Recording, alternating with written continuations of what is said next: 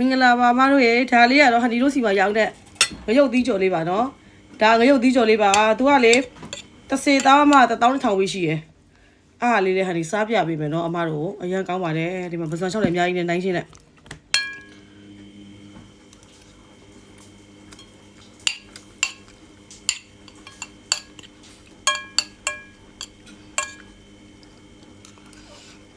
ငေါ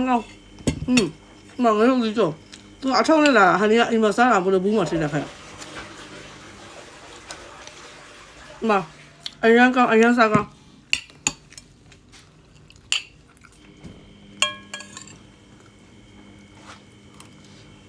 ဘယ်ဆောင်ငရုတ်သီးကြော်ကောင်းတယ်ဘာသီးတော့တိုးတယ်ပြည့်သီးဘူးပါဘူးသီးရန်ကော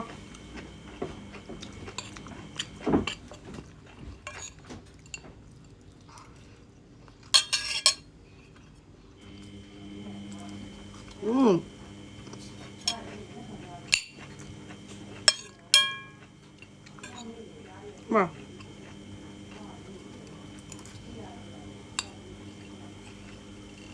不是上南区的，ihan高了。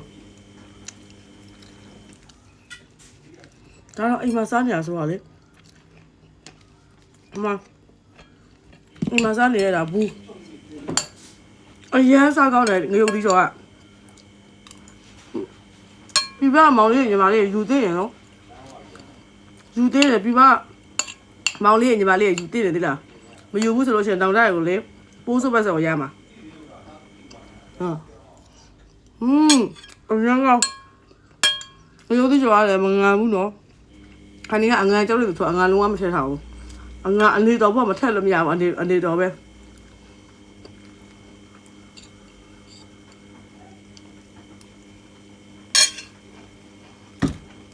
都是啊，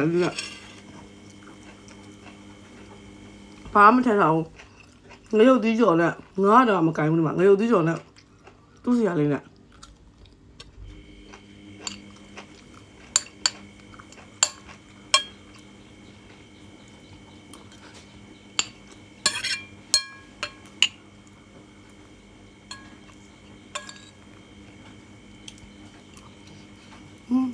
ဘယ်ကောင်းလား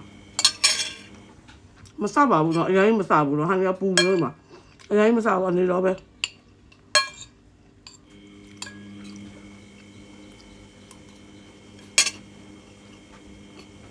ဆိုင်မှာအစင်းလက်ရှိရနော်လာဝယ်လို့ရတယ်နော်အများကြီးအနေစီရှိရအနေစီက